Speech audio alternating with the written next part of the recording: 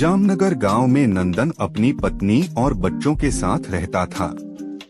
वह पानी पूरी का ठेला लगाता था और उसकी पानी पूरी का स्वाद इतना खास था कि हर दिन लोग उसके ठेले पर भीड़ लगाते थे। उसकी आमदनी अच्छी थी और परिवार सुखी जीवन जी रहा था।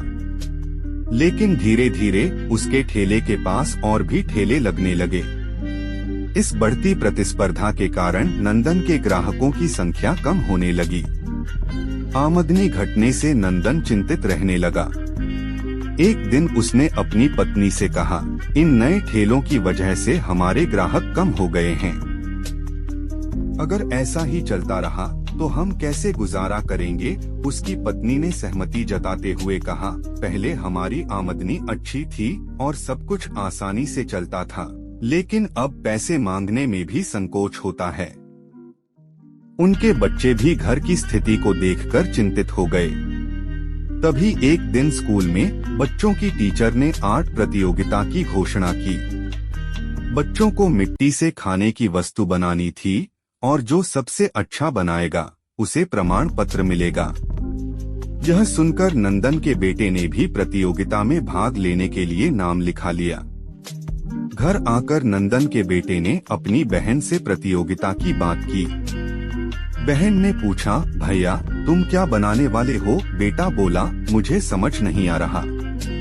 सभी बच्चे लड्डू या जलेबी बनाएंगे। अगर मैं भी वही बनाऊं तो कुछ खास नहीं लगेगा।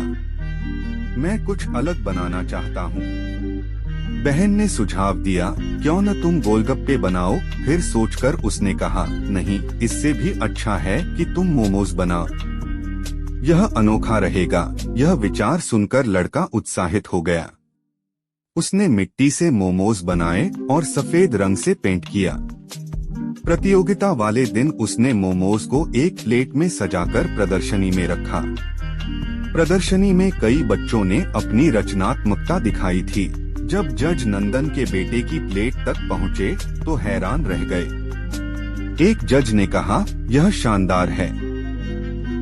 इसे किसने बनाया? लड़के ने घबराते हुए हाथ उठाया।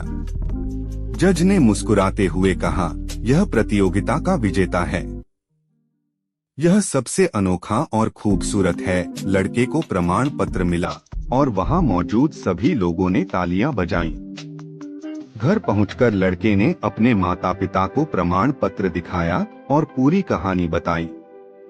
नंदन अपने बेटे पर गर्व करते हुए बोला, शाबाश बेटा, मुझे तुम पर गर्व है। लड़के ने कहा, पिताजी, यह विचार मेरी बहन का था, आप उसे भी शाबाशी दीजिए। नंदन ने अपनी बेटी की तारीफ करते हुए कहा, शाबाश मेरी राजकुमारी, तुमने बहुत अच्छा किया। इस पर बेटी ने कहा, पिताजी, मेरे पास एक और आइडिया है जिससे आपका धंधा फिर से अच्छा चल सकता है। नंदन ने पूछा, बताओ क्या आइडिया है? बेटी ने समझाया, आजकल लोगों को कुछ नया चाहिए। अगर हम पानी पूरी और मोमोज का कॉम्बिनेशन बनाएं तो लोग इसे जरूर पसंद करेंगे। इसे मोमोज पानी पूरी कहेंगे। नंदन ने इस विचार को अपनाने का फैसला किया। उसकी पत्नी, जिसे मोमोज बनाने आते थे, ने नंदन को सिखाया। जल्द ही उन्होंने ठेले पर मोमोज पानी पूरी का बोर्ड लगाया और इसे बेचने लगे। मोमोज पानी पूरी का अनोखा स्वाद लोगों को बहुत पसंद आया। नंदन का कारोबार फिर से चल पड़ा और उनकी आमदनी पहले से ज्यादा बढ़ गई। उन्होंने गाड़ी, घर और बैंक बैलेंस बनाया और खुशी खुशी जीवन बिताने लगे। यह साबित हो गया कि रचनात्मकता और मेहनत से किसी भी समस्या को हल किया जा सकता है।